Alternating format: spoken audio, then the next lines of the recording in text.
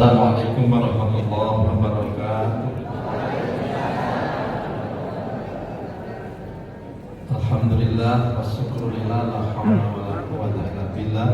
Asyhadu an la ilaha illallah wahdahu la syarika lah wa asyhadu anna Muhammadan abduhu wa rasuluh. Allahumma shalli wa sallim wa barik ala Muhammad wa ala alihi wa sahbihi wa man tabi'ahum bi ihsan ila yaumil. Yang saya hormati pimpinan daerah Muhammadiyah Kota Surabaya, telah hadir Ustaz Marzuki dan Ustaz Taufik Ulami,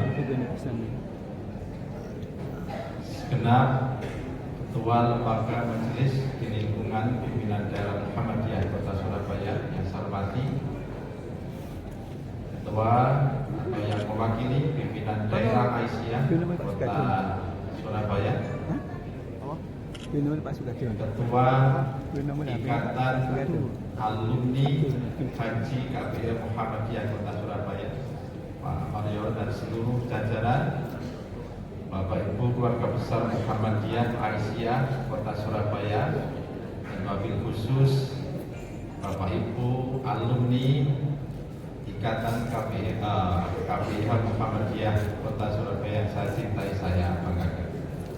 Alhamdulillah kita bisa ketemu lagi dalam pengajian Ahad pagi pencerah ini, dan alhamdulillahnya ditaruh di UM Surabaya, karena kalau tidak di UM Surabaya agak repot ngatur waktunya, karena nanti siang juga akan ada Pak Hidayatul Wahid yang akan hadir di ruangan ini juga untuk memberikan kuliah pada BEM Perguruan Tinggi Muhammadiyah Aisyah yang sementara menempati gedung A.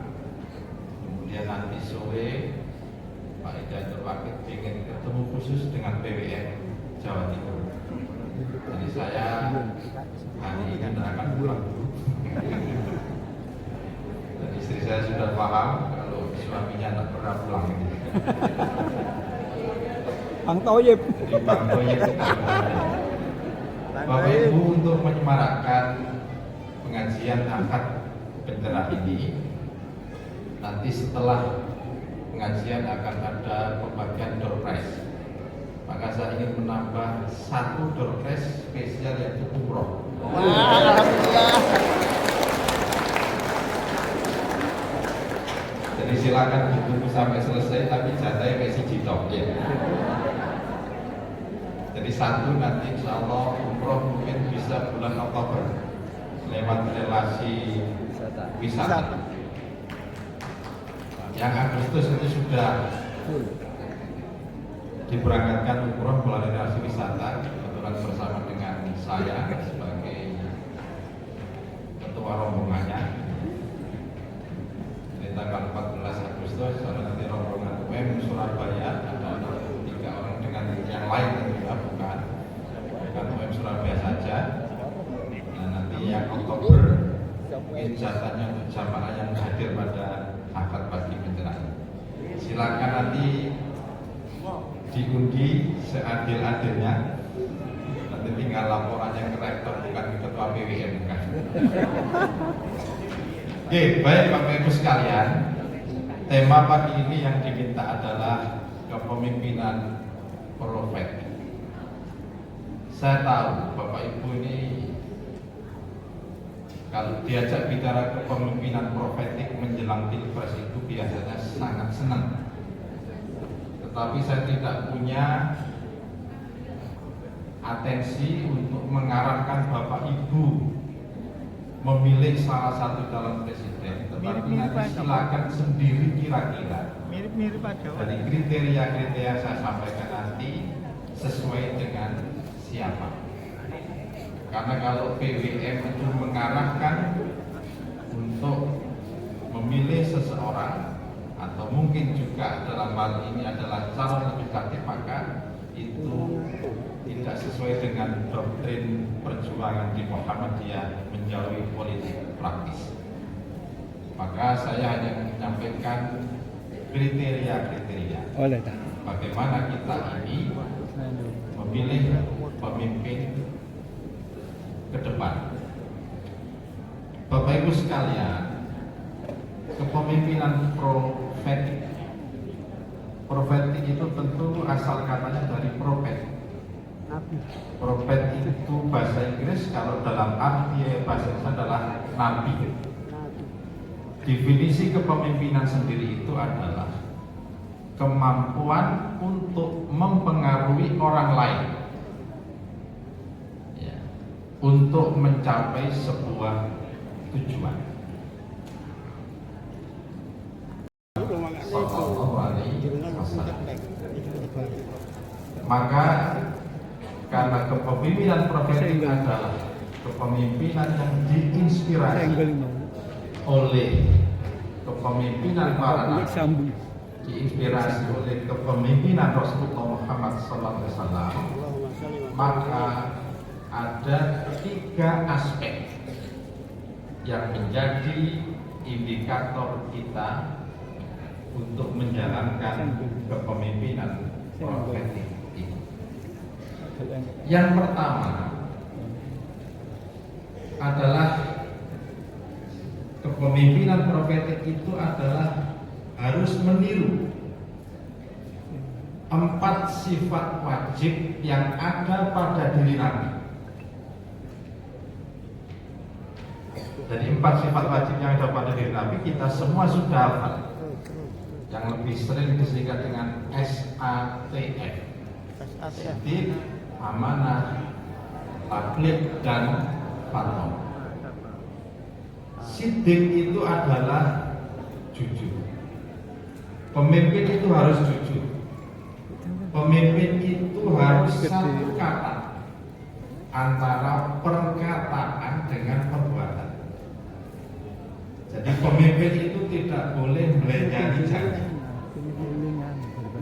Jadi pemimpin itu kalau kemudian perkataannya tidak sesuai dengan perbuatannya, maka dia pemimpin yang munafik. Pemimpin yang munafik. Karena Allah mengatakan, ya ayyuhalladzina amanu lima taquluna ma la taf'alun kabura maqtan indallahi an taqulu ma la taf'alun. Wahai orang-orang yang beriman, janganlah kamu mengatakan sesuatu yang tidak kamu kerjakan. Kabura maqtan indallahi an taqulu ma la taf'alun. Besar kemurkaan di sisi Allah karena kamu mengatakan sesuatu yang tidak kamu kerjakan. Ini pemimpin apa saja, mau jadi rektor, mau jadi ketua PWM, presiden, apalagi gubernur, wali kota, kepala sekolah, atau kepala rumah tangga, ketua RT, maka antara perkataan dan perbuatan itu harus satu. Jadi kalau pemimpin, makanya pemimpin itu jangan banyak ngomong. Nek pemimpin itu kakean ngomong, biasanya angel nglakoni. Nek pemimpin itu kakean janji, biasanya angel nglakoni. Maka saya pesan kepada teman-teman yang mungkin akan berkiprah sebagai calon anggota legislatif, hati-hati jangan terlalu banyak omong.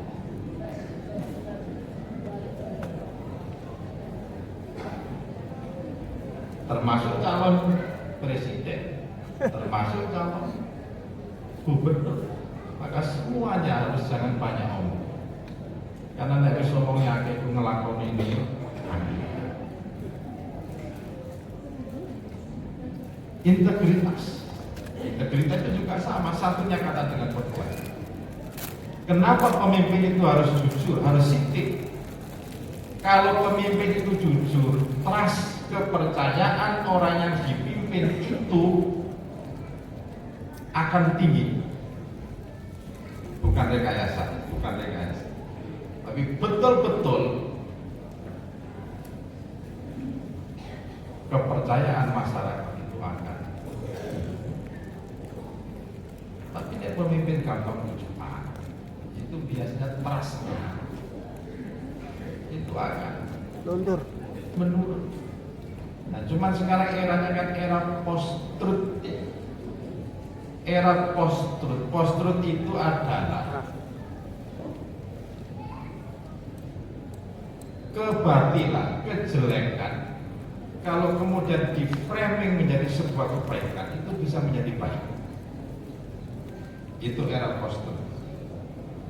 Tetapi kebaikan kalau di framing itu menjadi jelek, maka dia akan menjadi jelek. Karena eranya seperti itu, didukung dengan media sosial yang luar biasa. Makanya kalau saya pesan, jangan terlalu percaya dengan media sosial.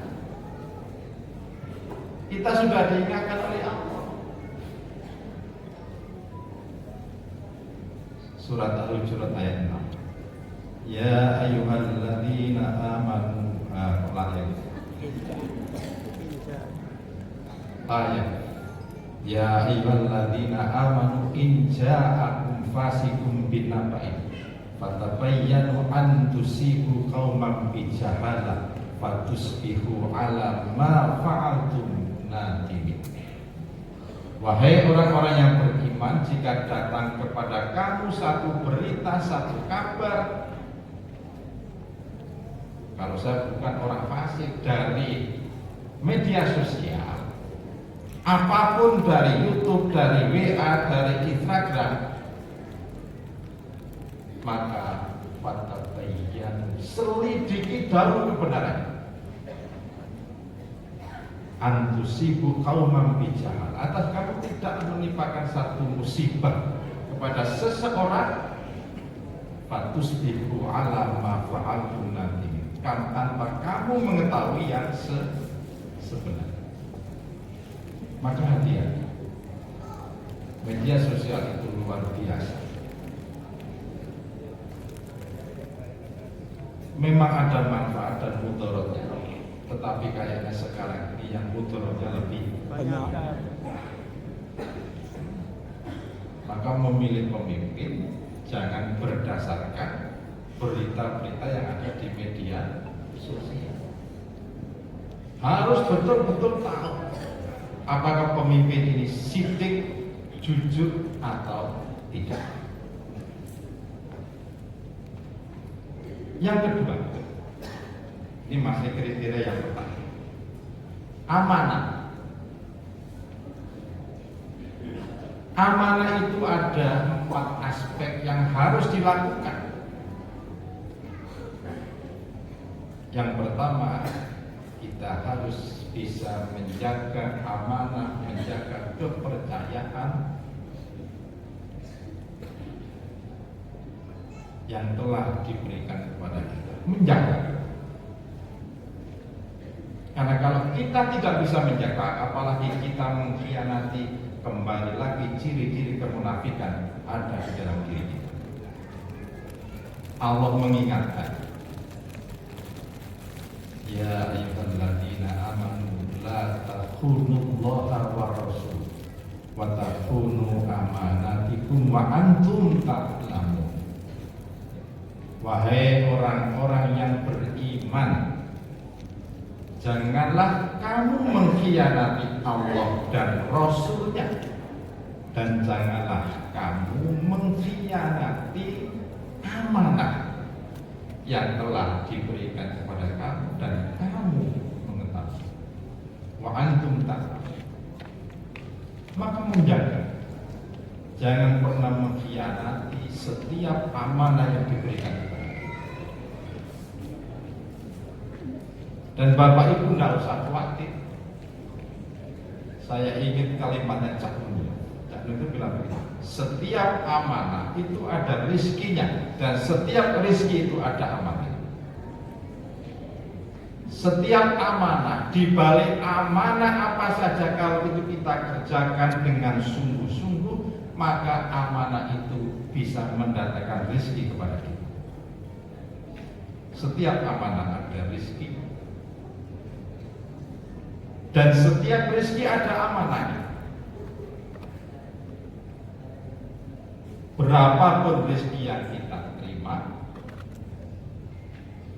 maka di balik itu ada amanah yang kita berikan, yang harus kita berikan. Maka saya sepakat setiap pengajian IKHKPIH ada pembagian untuk marbot mesin. Marbot mesin itu orang yang sangat tulus.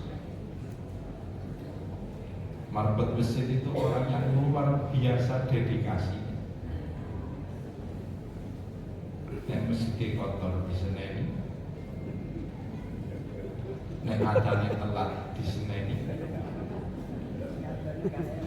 bayarannya kasepiro. Kan betul seperti itu. Saya tadi malam mikir sajarnya aku pengen kayak marbot mesin kan gitu. Cuman saya nggak tahu ini sing marbotnya sing paling suwi sopo kan gitu saya. Karena marbot mesin yang lama mungkin lebih dari 20 tahun kalau belum berangkat umroh, mungkin dicari saja di Surabaya, jadi nggak ada apa-apa, dilaporkan ke saya. Karena saya tadi tahu masih muda-muda, khawatirnya masih baru kan gitu. Kalau penghargaan ketua takmir dapat hadiah umroh itu kena saya, makanya ketua takmir paling suwi. Saya itu sudah pamitan jadi ketua takmir ke teman-teman di jenderal itu. Saya ini sudah ketua PWN, nggak mungkin saya ketua takmir. Terus apa Pak, terus KDSK ya apa pun kau. Enggak, jangan saya tahu etika lah, masuk ketua PWN, SK ketua PJM. Ya Pak Sulaiman ya. Ya enggak. Ya artinya marbot itu luar biasa. Maka setiap aman, setiap rezeki itu harus ada aman. Nggak tahu Pak, nanti dicari saja. Kalau Pak ada yang lama nggak apa-apa, dilaporkan mungkin insya Allah kita berikan hadiah umroh juga. Amin. Oke, sing siji itu jamaah silakan siapa nanti yang diundi, tapi nanti yang marbot dicari dulu. Karena di Sudirman itu ada marbot yang juga sudah lama, yang melebihi waktu saya sudah kuliah itu jadi marbot terus di Sudirman. Jangan-jangan ada yang lebih lama dari itu. Nah, itu amanah. Yang pertama menjaga. Yang kedua profesional. Setiap amanah itu harus dilakukan dengan sungguh-sungguh. Jadi tidak boleh kemudian kita ini menjadi ketua RT, menjadi ketua RW, menjadi ketua IKH itu amanah. Kalau hanya sekedar nempel jeneng saja, itu tidak bagus. Termasuk juga menjadi pimpinan persyarikatan. Sering saya sampaikan, orang bermuhammadiyah itu 3 macam. Ada bermuhammadiyah biogenetis, bermuhammadiyah sosiogenetis, ada bermuhammadiyah teogenetis. Bermuhammadiyah biogenetis itu orang bermuhammadiyah hanya menjadikan amal usaha Muhammadiyah untuk mencari maisha, memenuhi kebutuhan sandang, pangan, dan papan. Sosiogenetis orang bermuhammadiyah hanya menjadikan Muhammadiyah batu loncatan.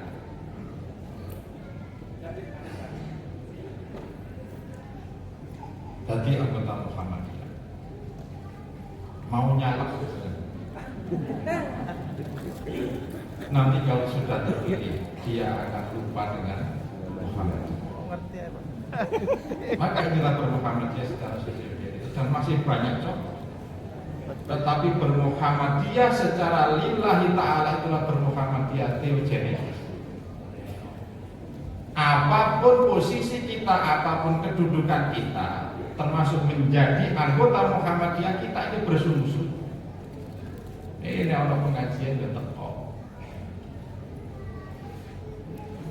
termasuk juga bagaimana kita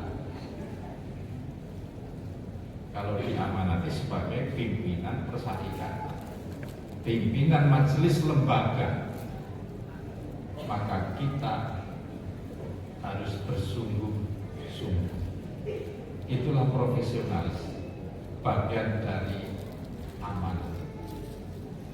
Yang ketiga tentunya adalah tanggung jawab.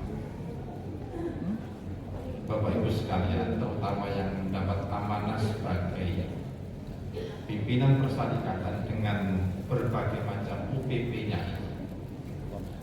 atau lembaga lain yang ada di persyarikatan Muhammadiyah, kita punya tanggung jawab untuk memajukan Muhammadiyah, memajukan amal usaha Muhammadiyah. Apapun posisi kita, saya sering sampaikan kepada teman-teman yang menjadi pimpinan amal usaha, kepala sekolah, TK, SD, SMP, rektor. Kalau saudara mendapat amanah, buatlah legacy, buatlah tinggalan yang itu menjadi kenangan orang setelah kita.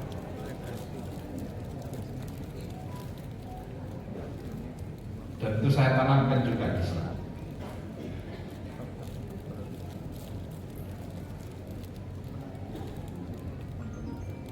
Saya ingat Rumah Sakit Muhammadiyah Surabaya. Rumah Sakit Muhammadiyah Surabaya itu tahun depan berusia 100 tahun. Rumah Sakit Muhammadiyah Surabaya itu kan PKU kedua setelah PKU Jogja. PKU Jogja itu tahun 23. PKU Surabaya itu tahun 24, tepatnya 14 September tahun 1924. Berarti tahun depan PKU Surabaya itu berusia 100 tahun. Tepuk tangan.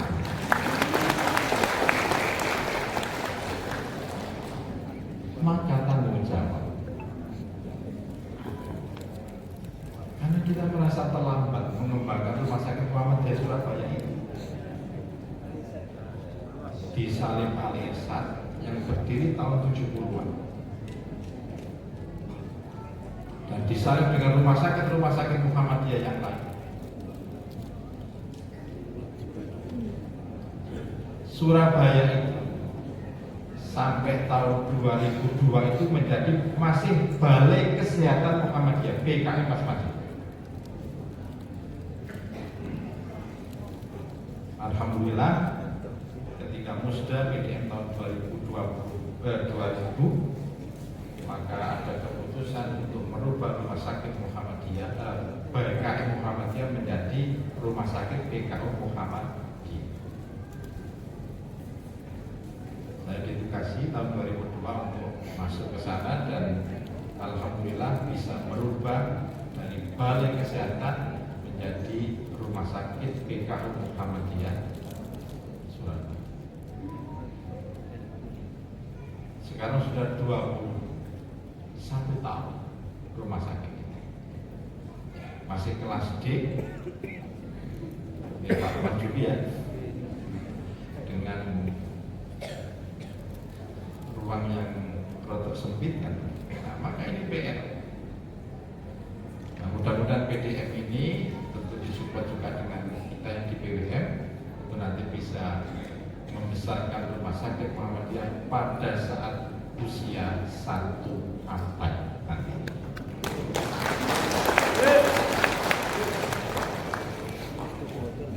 Kami yang di UM Surabaya juga sama, Bapak Ibu. Kami berprinsip kita ingin memberikan legacy kepada penerus kami. Bukan untuk kami, bukan untuk saya, bukan untuk teman-teman lain, bukan. Semuanya untuk persyarikatan. Setiap periode saya bilang, setiap periode kita buat prestasi. Bukan saya, kita. Periode pertama tahun 12-16 kita bisa buat fakultas kedokteran. Periode kedua 16 14-20 kita bisa membuat gedung ini At-Tauhid Tower. Di periode ketiga ini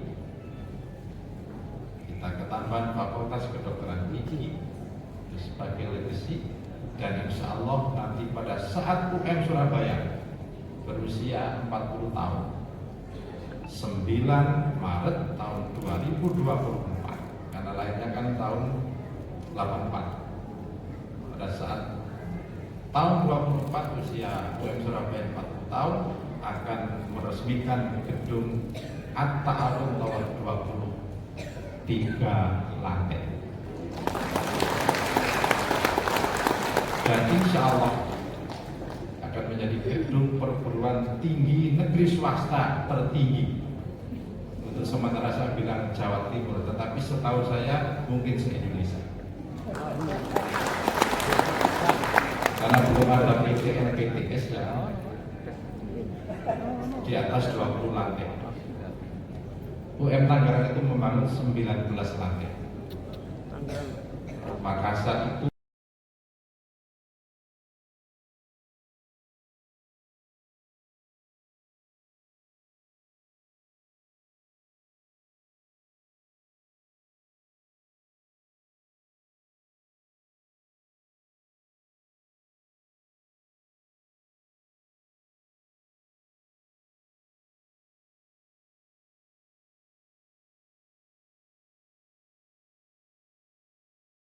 dan itulah tanggung jawab dari setiap amanah yang diberikan pada kita.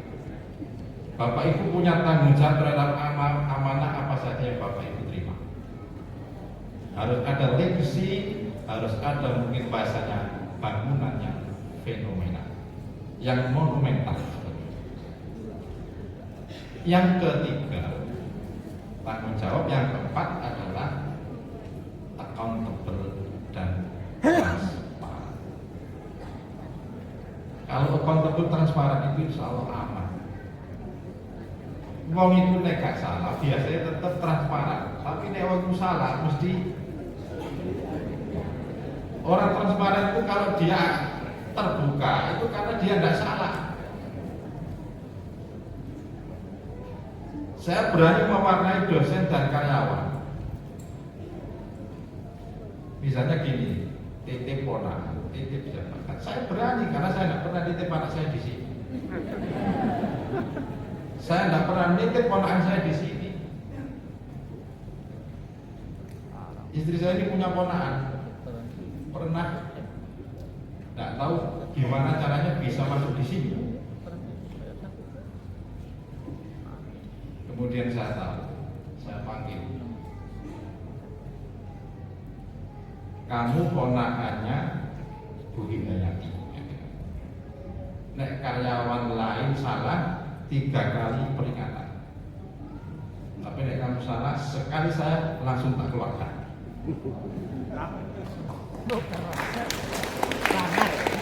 Dan alhamdulillah betul salah tak keluarkan langsung. Karena seperti itu. Pernah ada ponakan saya sendiri dari Jombang daftar TKP di sini. Waktu itu Pak Masud mari tiganya, lapor Pak ini ada ponaknya Pak alumni UNESA bahasa Jepang. Satunya dari Bangkalan, namanya Maimunah. Satu lagi ponak saya namanya Novika. Ini ponaknya Pak Rektor gimana? Ponak saya jangan diterima. Loh ini lebih unggul ya Pak ini ya, jangan diterima. Nah, akhirnya alhamdulillah tidak diterima. Jadi saya tidak punya beban, saya transparan. Kalau saya memasukkan anak saya di sini, saya tidak akan berani untuk istilahnya mengakui wong liya kan begitu. Kalau membantu orang lain saya mau tidak apa-apa, tidak apa. Pak Mustaqim, pendiri UM Surabaya belum umroh, saya bilang Pak Hakim, karena Bapak adalah salah satu pendiri, saya beri penghargaan umroh. Dan setelah umroh beliau sudah dipanggil oleh Allah. Ini seperti itu. Jadi kalau accountable transparan itu biasanya tergantung diri kita. Kalau diri kita ini salah ya sudah. Nah, tapi nek misalnya aku dewi misalnya yang biasanya berusaha nutup-nutupi kan begitu, nggak terbuka, nggak akan transparan. Ya, termasuk pemimpin yang kadung salah sisi, satu kebohongan akan ditutupi dengan kebohongan berikutnya. Kebohongan berikutnya akan ditutupi dengan kebohongan berikutnya dan berikutnya. Itu seperti itu. Maka inilah pentingnya amanah. Menjaga profesional, tanggung jawab, transparan. Yang ketiga, yang ketiga, tabligh. Pemimpin itu harus pandai berkomunikasi, skill komunikasi. Tetapi komunikasinya itu tidak hanya aspek speaking saja, tidak hanya pinter ngomong yang seperti saya sampaikan di awal tadi. Karena aspek komunikasi itu kan ada speaking, ada listening, mungkin juga ada writing, menulis. Jadi pemimpin yang baik yang meniru apa yang dicontohkan, pasti dia akan mau mendengar, to listen, listening, mendengar. Tidak hanya speaking saja. To listen itu berbeda dengan to hear. Sama-sama mendengar artinya. To hear itu mungkin bahasa Arabnya isma'u. Dengarkan. Dia mendengar, mlebu kuping tengen, metu kuping kiwa.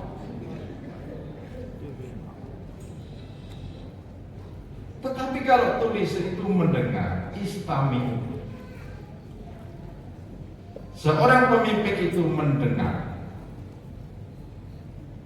apa yang menjadi keluhan rakyat, apa yang menjadi keluhan masyarakat, apa yang menjadi problem sosial, dan itu diresapi di dalam hati.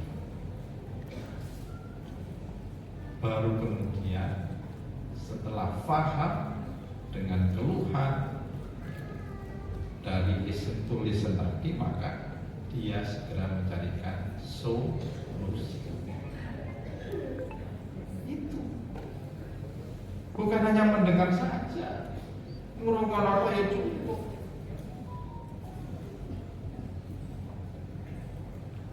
Maka coba lihat, kalau pemimpin banyak permasalahan, makanya kan istilah kita krisis kemanusiaan.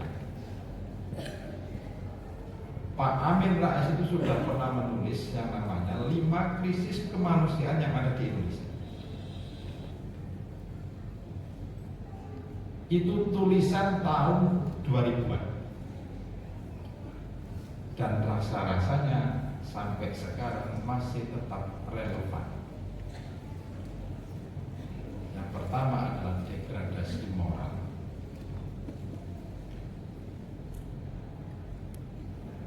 Contoh kecil LGBT itu adalah sekarang ini hati-hati, hati-hati dengan anak laki-laki. Selama ini kan yang kita khawatirkan anak perempuan. Lanang wedok kudu hati-hati. Siapa teman bergaulnya?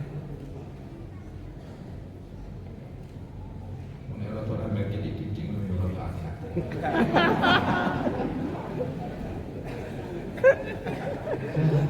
Lanang lembek. Anak laki-laki itu nek lanang apa lah. Coba wis.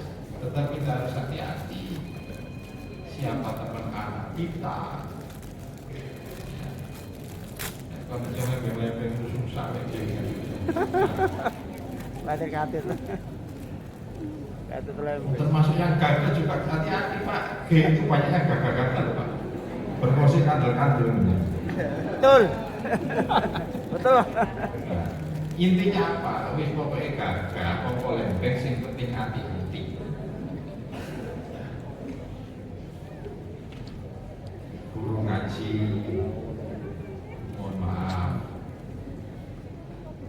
keikhlasan seksual terhadap muridnya. Ini degradasi moral semakin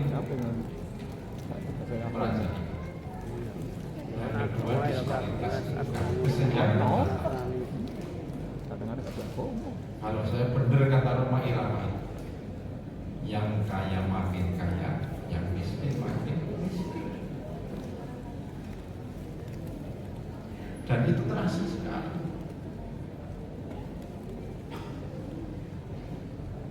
Saya itu banyak menerima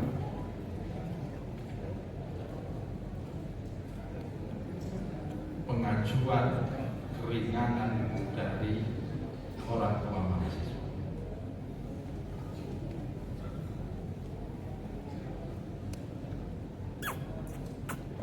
Mungkin akibat disparitas income.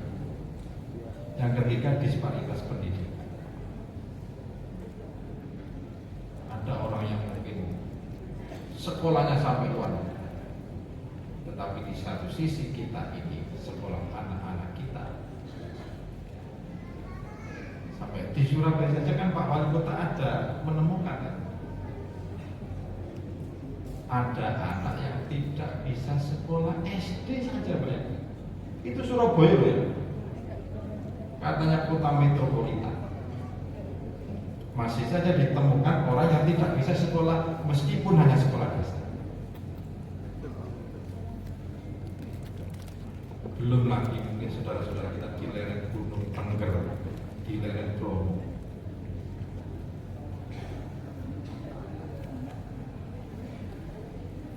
Yang keempat, eksploitasi sumber daya alam. Eksploitasi sumber daya alam. Indonesia ini negara yang sangat kaya dengan sumber daya alam.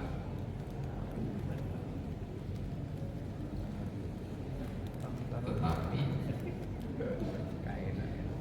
mohon maaf, banyak juga warganya, rakyatnya yang masih miskin. Karena tadi itu disparitas pendapatan.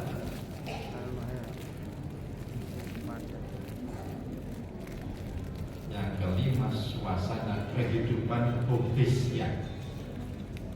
Suasana kehidupan Budisnya itu yang kuat menindas yang lemah, yang kaya menindas yang miskin, yang pejabat mungkin menindas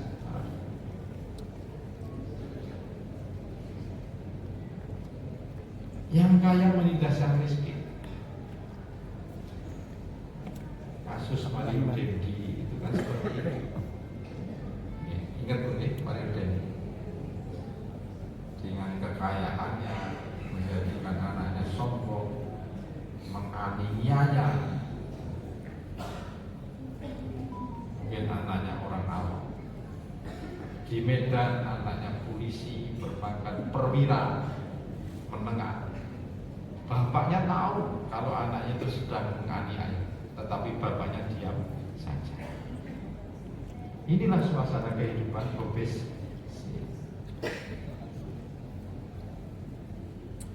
Kenapa ya? Karena tadi loh, kita ini komunikasinya tidak tulisan, hanya speaking saja, hanya ngomong saja, tetapi tidak mau mendengarkan.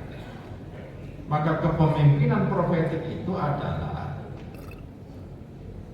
tabligh. Pemimpin itu harus pandai berkomunikasi, tetapi bukan pandai ngomong, bukan pandai berkomunikasi. Ya ngomong, ya ngrungokno, kan begitu. Ngrungokno apa yang menurunkan keluhan.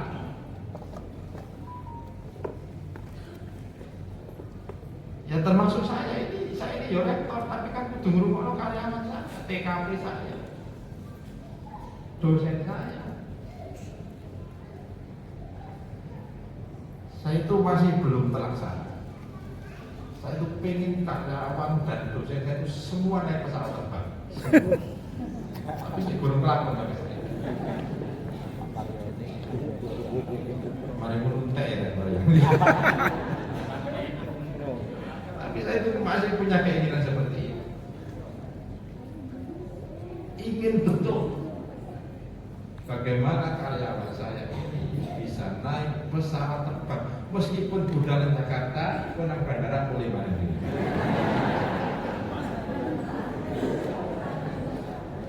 Karena kadang-kadang yang ngeri. Nonton itu sekadar apa pesawat. Menurut itu bahasa kita. Itu yang membuat kita ini ya Allah, aku ya sano kan begitu.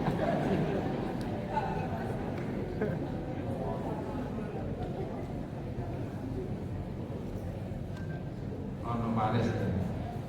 Numpak Alphard kan tadi sekadar apa? Ya nggak pengen belok itu. Oh, bukan gampang kalau itu. Kalau Alphard itu naik gampang. Pesawat itu. Jangankan pesawat, kereta api eksekutif itu saja kadang-kadang tidak pernah karyawan saya. Dan itu menjadi pikiran saya. Saya ingin semua. Tapi saya jangan, meskipun saya nanti jadi rektor, akan saya tekan rektor supaya seluruh dosen saya di sini untuk memberangkatkan karyawan bisa naik pesawat. Termasuk pengajian di sini nanti dari Pak Marzuki tadi, loh dok, yang sudah direktur piye, ya sudah mengakukan ketua PWM, gitu.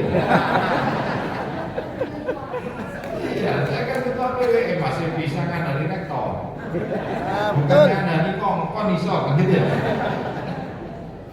Jadi tidak perlu khawatir, meskipun nanti mungkin tahun depan saya tidak jadi rektor, ya insya Allah UM Surabaya tetap mensupport saya. Public komunikasi tidak hanya aspek speaking tapi juga aspek listening, mendengar, termasuk juga writing, menulis. Tapi ini listening bukan to hear tapi to listen. Istami'u bukan isma'. Yang keempat, fatona, cerdas. Pemimpin itu ya tentu cerdas. Karena pemimpin itu tugasnya memberikan solusi. Pemimpin itu tugasnya bisa memilah mana yang prioritas, mana yang tidak prioritas. Nek kapati cerdas itu biasanya rada angel. Tuturane. Rada angel. Iki prioritas sapa enggak kadang-kadang rada angel kan. Angel tuturan. Ya sama tadi loh, ini nek ya dia umroh kok anu. Ini bahasa saya. Iki nek kata ya dia untuk podo boleh kabeh. Wah, mulai, Pak. Tapi berhubung ono umroh yang mesti bapak ibu akan menunggu sampai selesai. Kan gitu ya. Itulah kecerdasan pemimpin gitu ya.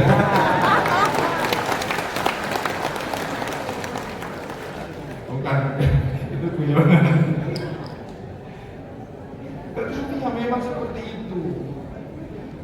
Makanya untuk cerdas secara spiritual, cerdas secara emosional, cerdas secara teknikal, pemimpin itu kudu sregep sholat bengi. Ayo, mantap. Pemimpin itu kudu sregep tahajud. Sudah. Sip. Karena ada doa yang luar biasa. Itu kan ada wa minal laili fatahajjat bihi nafilatan asa rabbuka maqama.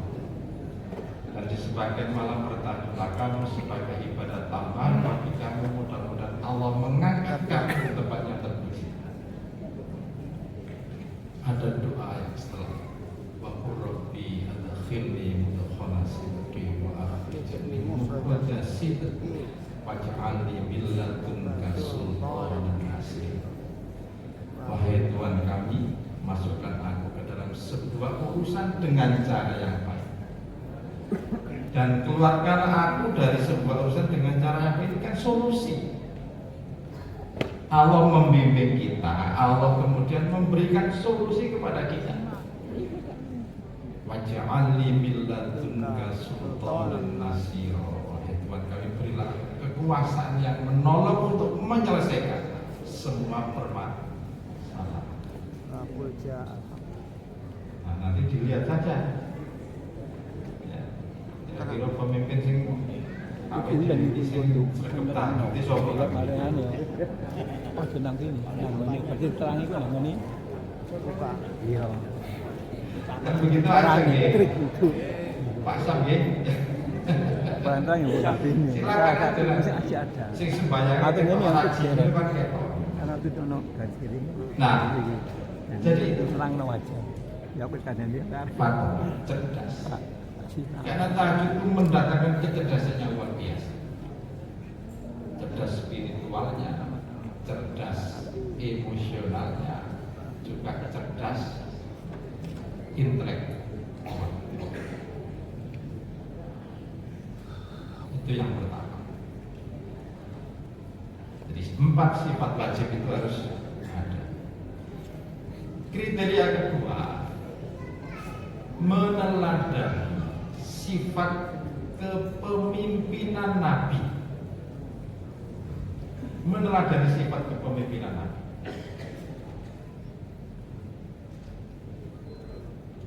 Dalam surat At-Taubah ayat 128 Allah katakan, laqad ja'akum rasulun min anfusikum azizun alaihi ma anittum harisun alaikum bil mu'minina raufur rahim. Telah datang kepada kamu seorang dari kaummu sendiri. Nah, ini memang bukan untuk kaum Quraisy saja kita, tapi itu kan untuk kita semua.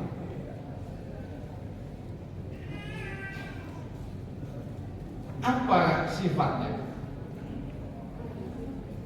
Azizun alaihi ma anittum.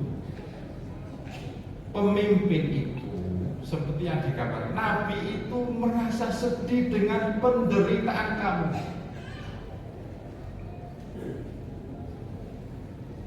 Dan Nabi Muhammad itu kan sangat sedih dengan penderitaan kaumnya. Maka pemimpin itu juga seperti itu, menjadi sedih melihat apa yang menjadi keluhan kaumnya. Tulis tentang itu sama. Inilah namanya sense of crisis, kepekaan terhadap permasalahan yang ada pada orang yang kita pimpin. Nabi merasakan betul penderitaan kaum muslimin pada masa jahiliyah. Azizun alaihi ma anittum, merasakan betul betapa berat penderitaan kamu. Ya seperti Sakno yo gak tahu numpak pesawat mau gak dengar. Lupa unta. Sakno gak tahu numpak kereta Excel.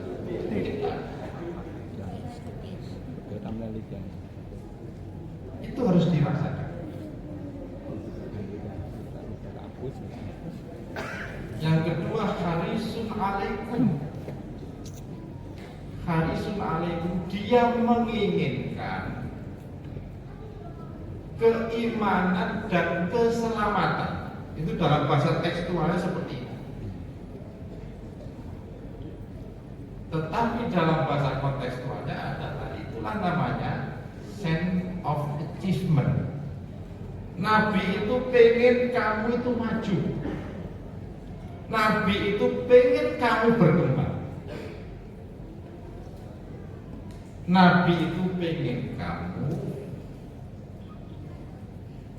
baik di dunia maupun nanti baik di akhirat. Nah, pemimpin juga begitu.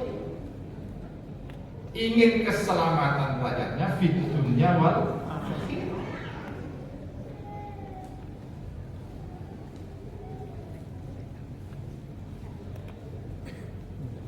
Tidak kemudian Ya, Pak. Mas. Gimana ya? Tak mesti sih. Tak goreng enggak apa-apa. Mas Adis. pemimpin itu hanya ingin keselamatan dunia saja, tidak. Ada sense of stigma, ingin memajukan sekaligus ingin merasakan kebahagiaan dunia dan akhirat.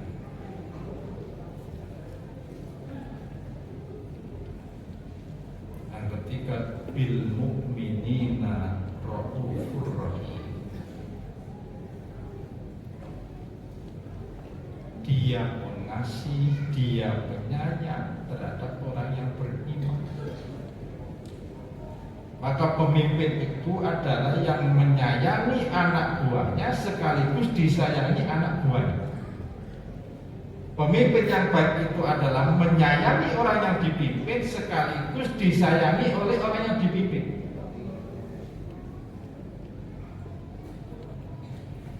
Kalau pemimpin itu beriman, maka dia disayangi oleh orang beriman dan sekaligus menyayangi orang yang beriman.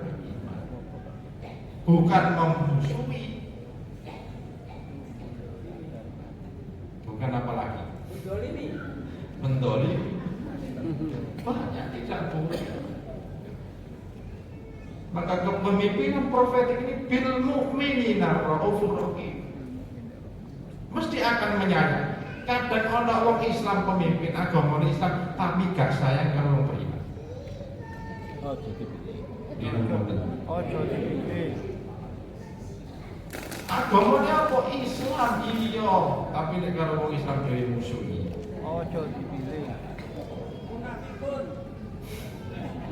Dia beriman katanya kan begitu ya. Ya, katanya. Ojo. Tetapi dengan orang beriman malah memusuhi, tidak menyayangi. Ojo dipilih. Maka kepemimpinan profet itu memberikan seperti itu. Harus merasakan apa yang menjadi permasalahan yang dikeluhkan oleh masyarakat.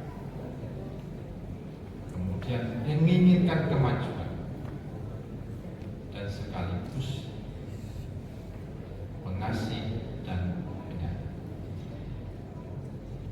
Terakhir, kriteria ketiga adalah meneladani akhlak Nabi, terutama akhlak Nabiullah Muhammad Sallallahu Alaihi Wasallam. Allahumma shalli wa sallim. Karena Allah mengatakan, laqad kana lakum fi Rasulillahi uswatun hasanah. Sungguh pada diri Rasul itu terdapat suri teladan yang baik. Maka ketika Aisyah ditanya bagaimana akhlak Nabi itu adalah karena kulubul Quran. Nabi Muhammad itu adalah akhlaknya saja pokoknya sih nanggung Quran itu akhlak Nabi. Sehingga Allah mengatakan wa innaka la ala khuluqin adzim.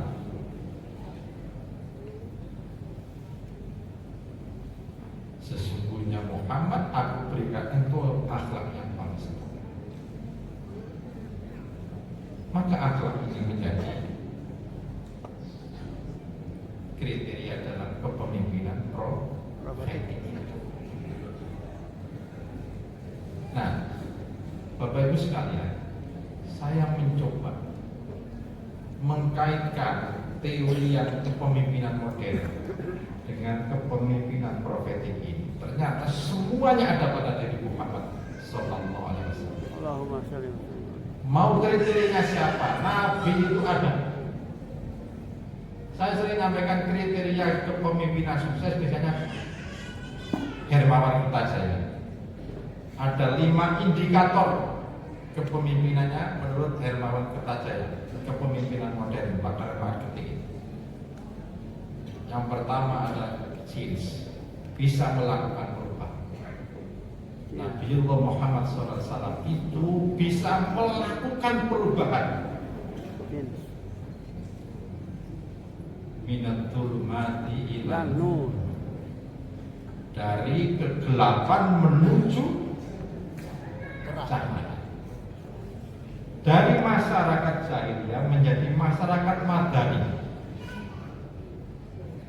Di Mekah yang awalnya jahiliyah kemudian ke Madinah menjadi masyarakat madani.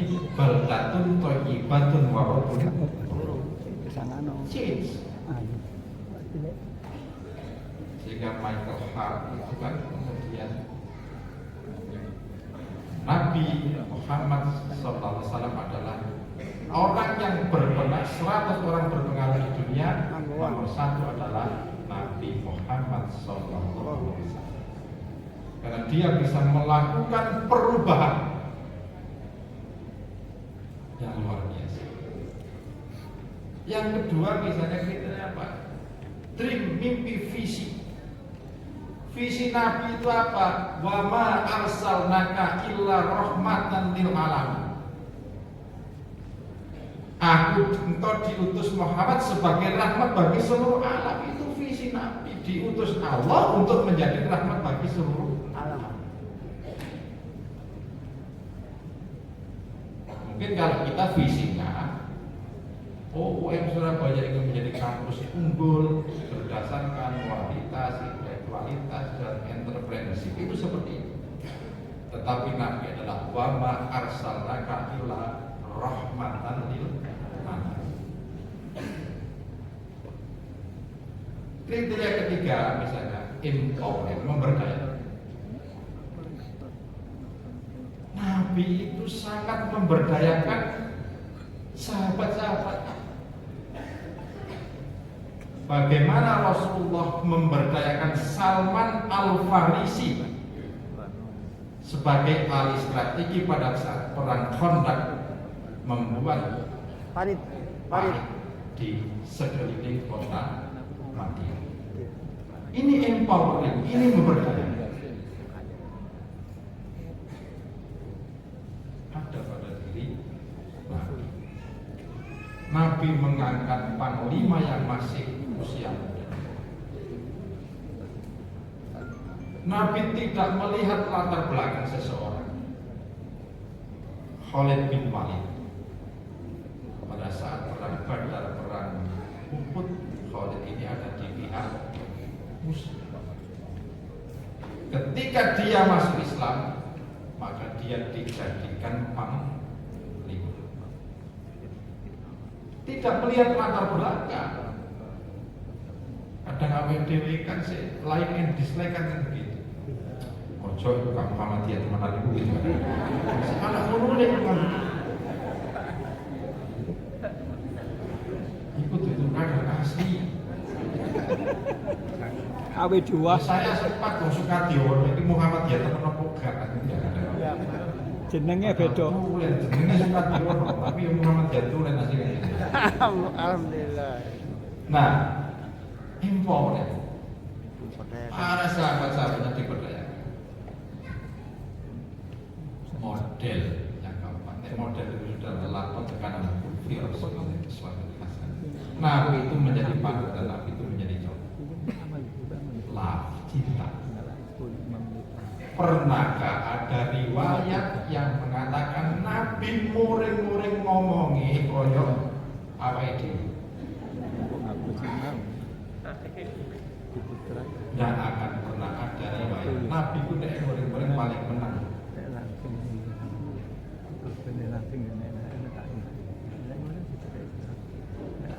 Kemudian sampai ngomong yang macam-macam. Nabi apa yang cerita dengan pengemis tua yang selalu disuapi dan tidak mengaku orang pengemis itu bencinya kepada orang Yahudi, ya, bencinya kepada Rasulullah luar biasa. Tapi cara menyuapinya begitu halus. Bahkan ketika Nabi meninggal diganti dengan Abu Bakar, ternyata suapannya beda. Masalahnya beda. Karena love-nya itu luar biasa, cintanya kepada para sahabatnya. Maka itulah gambaran kepemimpinan profet. Jadi, mau kriteria siapa saja, ada Sandy River atau siapa, silakan dicari, mesti akan ada pada diri Rasulullah Muhammad SAW. Maka Bapak Ibu sekalian, kepemimpinan profet itu sangat penting untuk negara kita. Bagaimana 5 tahun ke depan kita bisa memilih seorang pemimpin yang tentu sesuai dengan kepemimpinan yang diinspirasi oleh kepemimpinan para nabi, wabil khusus oleh Nabi Muhammad Sallallahu Alaihi Wasallam. Mudah-mudahan ini bisa menjadi bahan renungan kita untuk lebih berhati-hati dalam memilih pemimpin ke depan. Saya kira ini Bapak Ibu sekalian, mudah-mudahan ada guna manfaatnya. Kurang lebihnya mohon dimaafkan. Wassalamualaikum warahmatullahi wabarakatuh.